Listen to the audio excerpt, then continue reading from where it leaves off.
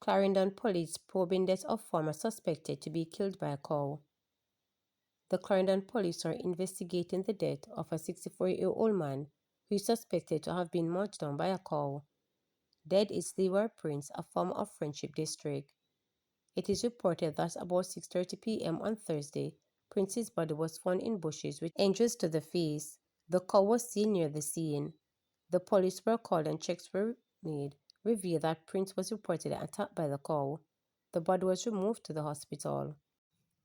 PNP to take control of Clarendon Municipality with Annan Town by election win. The opposition People's National Party is to take control of the Clarendon Municipal Corporation following yesterday's win by Delroy Dawson of the Annan Town Division by-election. Dawson polled 1,646 votes to defeat the Jamaica Labour Party's Sudet Wanton, who garnered 1,592 votes. The PNP win means the municipal corporation is now tied, handing the PNP control of the parish through the popular vote. Some 6,921 electors were eligible to vote. The by-election had a voter turnout of 46.8%, according to the Electoral Office of Jamaica. Voters turned out below 40% across the board. The Electoral Commission of Jamaica says voters turned out for the November 22nd by-election have failed to crack the 40% mark in any of the divisions. Annan Town saw the highest turnout by far, with 39.88%, followed by Morantby at 27.78%, while Trelawney Southern and St. Andrew Northwestern measured 18.25% and 4.91% respectively, up to 2 p.m. in the afternoon. Sections of Cassava Peace in St. Andrew under curfew. A 48-hour curfew has been imposed in sections of Cassava Peace in St. Andrew. The curfew began at 6 p.m. on Friday, November 22nd, and will remain in effect until 6 p.m. on Sunday, November 24. The boundaries of the curfew are north from Grosvenor Heights to the intersection of Grosvenor Terrace and Constant Spring Road, south from the intersection of Clifton Boulevard and Mannings Hill Road to the intersection of Mannings Hill Road and Glen Drive, east from the intersection of Grosvenor Terrace and Constant Spring Road along Constant Spring Road via Cassava Peace Road to the intersection of Mannings Hill Road and Clifton Boulevard, west from the intersection of Mannings Hill Road and Glen Drive to Conisbrough Heights. During the curfew, all persons are required to remain within their premises unless otherwise authorized. Shattered lives. Principals at two corporate institutions are seeking to navigate a period of mourning while safeguarding against a school-on-school clash in the aftermath of the fatal stabbing of an 11-year-old boy on Tuesday. The deceased, Amari Coley of Denhamtown High School, was reportedly stabbed repeatedly by a 14-year-old girl from Holy Trinity High. Yvette Richards Thompson, the principal at Denhamtown, told reporters that she was keen on meeting with a counterpart from Holy Trinity. Sometimes when issues like this arise, there can be a school-on-school conflict.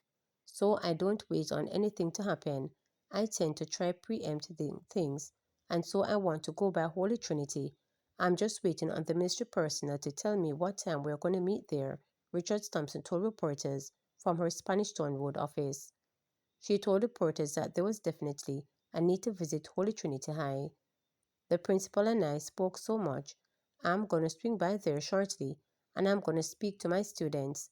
I met with them yesterday morning, and we did deliver the news to some of them. Those who were in need of counseling, we made sure that they got counseling. We did the large group, we did the one-on-one, and we did based on what was needed. We all gave support to the staff, Richard Thompson noted. Reporters understand that some students said they wanted to get matters in their own hands, and teachers were advising them not to. The Board of Management have been informed, and they are giving students support as well. So it's just a matter of us coordinating on school level. I want to come back in time to meet with my students because I have always have to caution them. You know, emotions are high and all of that, and sometimes we kind of have to hide those emotions to ensure that at least they understand, Richard Thompson shared. Maybe for the rest of the week, we'll have to put them through some program just to ensure that they are able to cope. A lot of times, the challenge is that students like ours, persons expect them to deal with stuff like those. They actually do have feelings and they are children. We're going to ensure that they get all the support they need. We will give them through it. We are resilient. When things like this happen, the students always rally around each other. The Kingston West Police reported that the personnel from the beat Office Patrol Division were on patrol when they saw a group of persons gathering at an intersection of West Street and West Queen Street and went to inquire.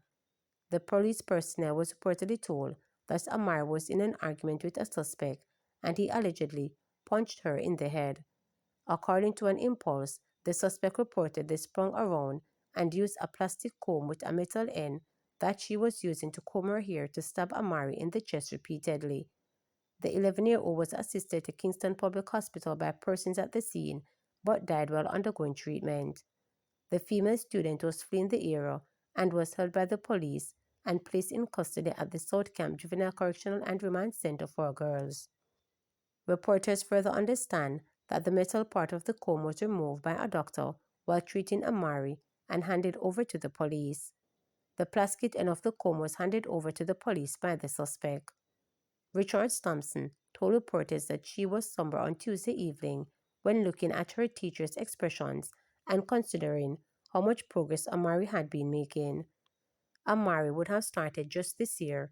We first met him when he came to register as a PEP, primary exit profile placement, and we decided to enroll him in summer school because he came the day before summer school started.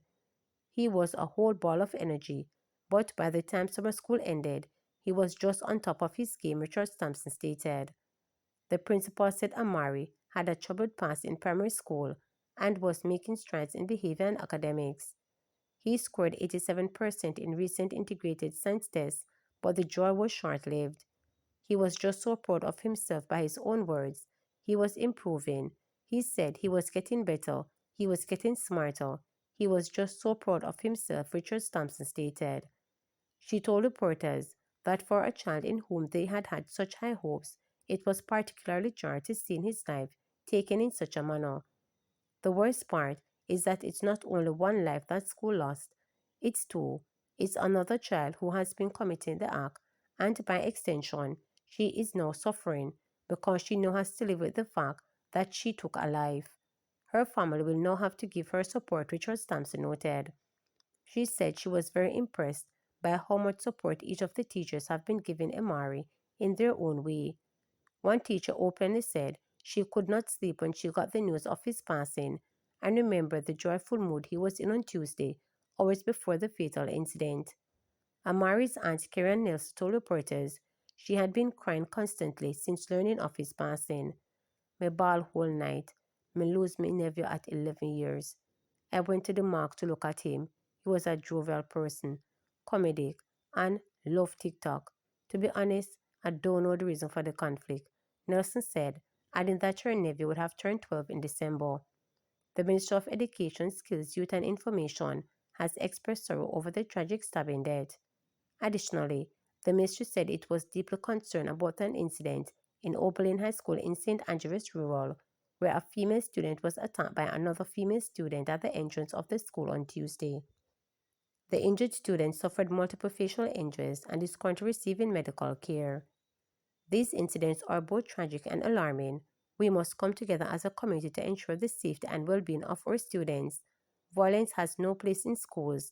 We will continue working with the Ministry of National Security and other ministries, departments, and agencies to create a culture of peace in places of learning, said Dr. Dana Morris Dixon, Minister of Education, Skills, Youth and Information. Morris Dixon said the ministry's Region 1 office had dispatched a specialized team to provide grief counseling and psychological support to the affected students, staff, and families at Denhamtown High School and Oberlin High School. Additionally, she said a full investigation was underway into matters relating to that and that the ministry was awaiting the official reports to ascertain further details. Morris Dixon, who is only in her first month, took charge of the education portfolio and also committed to completing a review of the school safety policy. Remember to subscribe, like, share, and click the notification bell for daily updates.